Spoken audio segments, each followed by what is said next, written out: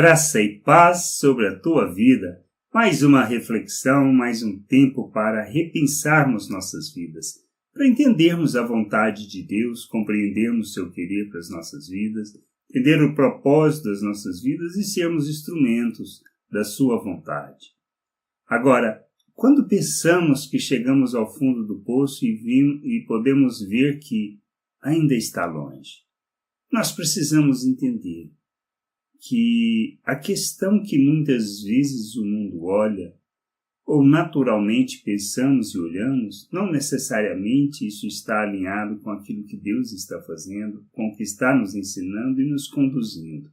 E muitas vezes não tem nada a ver com isso, mas simplesmente para sermos expressão da vontade de Deus neste mundo. Como fazemos isso? Essa é a questão. A gente tem no exemplo da vida de Jó muitas situações e a gente precisa refletir que, assim como ele padeceu aquelas coisas, nós podemos padecer. Qual é a nossa reação? Qual é a nossa atitude? Jó havia perdido todas as coisas. Ele tinha, na realidade, perdido toda a sua riqueza. O que lhe sobrara era somente a mulher e, bem dizer, ele próprio. O que acontece com ele? Mais mal lhe é afligido, mais infortúnio lhe acontece. Qual é a sua reação? É isso que a gente precisa aprender com ele, porque ele nos dá o exemplo. Em Jó 2, 4-6 diz assim: Então Satanás respondeu ao Senhor, isso depois da volta que ele deu ao mundo: Pele por pele é tudo quanto o homem tem, dará pela sua vida. Isso depois de ter tentado de justamente, na perspectiva de Satanás, ele tinha a ideia de que se Jó perdesse tudo, ele iria amaldiçoar a Deus. Deus permite que ele vá e ataque todos os bens, destrua todos os bens de Jó. Mas Jó não reagiu dessa maneira. Lembra que ele agradece a Deus por tudo. Deus deu, Deus tirou e bendito seja o nome do Senhor. Então Satanás volta à presença de Deus. Aí a questão que a gente precisa entender, será que Deus estava querendo conhecer Jó? Não, isso que a gente precisa observar. Na realidade, era para que o outro entendesse, para que Satanás compreendesse a fé e quem era Jó. E ainda nós temos uma jornada, porque na realidade Deus quer conduzir Jó a esse entendimento. E aí continua, né? Estende, porém, a mão, toca-lhe nos ossos e na carne, e verás que se não blasfema contra ti na tua face, disse o Senhor a Satanás, eis que ele está em teu poder, mas poupa-lhe a vida. O que na realidade Satanás diz, agora se você afligir ele com doenças, ele vai te amaldiçoar. Mas Deus permite que ele vá e faça esse tipo de coisa. Aí depois de afligir todos os mal, ele ser afligido por úlceras e por tudo mais, o que acontece? Então sua mulher lhe disse, isto lá no verso 9 e 10, ainda conservas a tua integridade, amaldiçoa a Deus e morre. Mas ele lhe respondeu, falas como qualquer doida.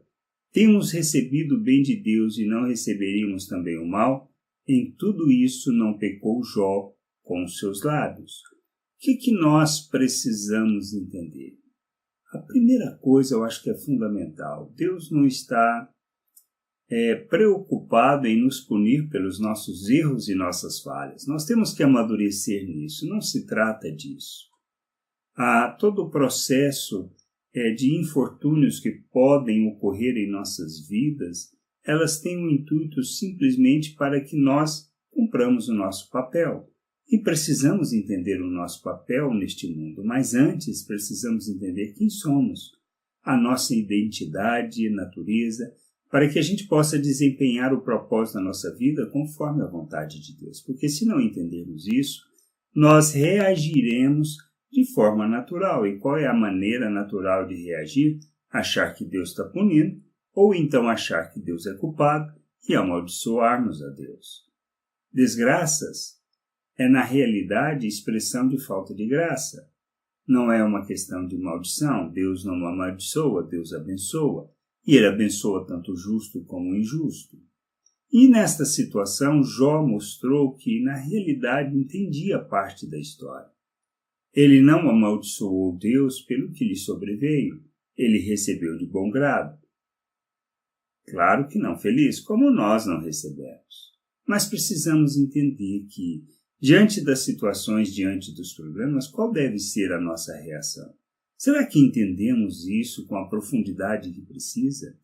Quando pensamos que Deus tem a obrigação de nos satisfazer, de por estarmos fazendo direito o serviço, assim como Jó fez, ele sacrificava, ele orava pelos filhos, ele pedia perdão. Então tudo isso para ele, como ato religioso, era uma expressão de que ele fazia tudo para agradar a Deus. E era isso? Não, a gente sabe que não. A questão é, não adianta a gente querer fazer para Deus serviços achando que somos merecedores e dignos de recompensa. Não se trata disso o Evangelho, não se trata disso o Reino de Deus. A gente precisa entender que quando nascemos de novo, quando nós submetemos as nossas vidas a Cristo, como Senhor e Salvador de nossas vidas, na realidade somos feitos uma nova criatura. Recebemos da vida de Deus, recebemos da natureza de Deus, somos coparticipantes da sua natureza. Ele nos habilita, ele nos capacita para vivermos neste mundo como lhe agrada, mas o importante é entendermos que agora temos a mesma natureza do Pai, da vida do Pai, fomos feitos à imagem do Filho, ou seja, nós fomos feitos nele, estamos nele, agora, segundo a sua vontade, segundo o seu querer, capacitados. Morremos para a natureza humana, morremos com Cristo na cruz, para que agora vivamos em novidade de vida. Então, nossa identidade está relacionada à identidade de Deus, temos a mesma identidade. Recebemos da mesma natureza, temos da mesma natureza de Deus. Fomos capacitados e habilitados para viver como Deus neste mundo. Isso é fundamental entendermos, é extremamente importante para que a gente possa cumprir o nosso propósito. Qual é o nosso propósito? Na totalidade, expressarmos Deus, revelarmos suas obras, praticarmos obras que revelam a Ele, que glorificam o seu nome. Na realidade, o que nós precisamos entender é que é para sermos como Cristo no mundo, ou seja, diante das pessoas devemos agir como Cristo, a expressão do Deus invisível. Ele é o modelo, o exemplo para seguirmos. Mas o que Cristo faz? Essa é a questão que a gente precisa entender. Jesus faz da sua vida a oferta em favor das pessoas, ou seja, em nosso favor. Ele morre por nós, injustos, pecadores, ainda pecadores, quando ele morre. Mas ele faz isso como um ato de amor, uma entrega para que nós pudéssemos conhecer o Pai. Seu sacrifício é que viabiliza o conhecimento do Pai, é que nos permite entrar na presença do Pai. Seu sangue vertido na cruz, sua morte, o seu sacrifício, a sua oferta, é que permite que nós sejamos santificados e assim possamos entrar e estar na presença de Deus. Ele vem e faz em nós morada. Nós somos o templo do Espírito, a morada de Deus, a casa que Deus está construindo. E precisamos entender que isto é fundamental nas nossas vidas. Só assim vamos viver e andar neste mundo conforme a vontade do Pai. Eu preciso entender isso. Entendendo isso, eu vou entender que tudo o que me acontece ou são infortúnios da vida, ou são processos de Deus para que eu o conheça.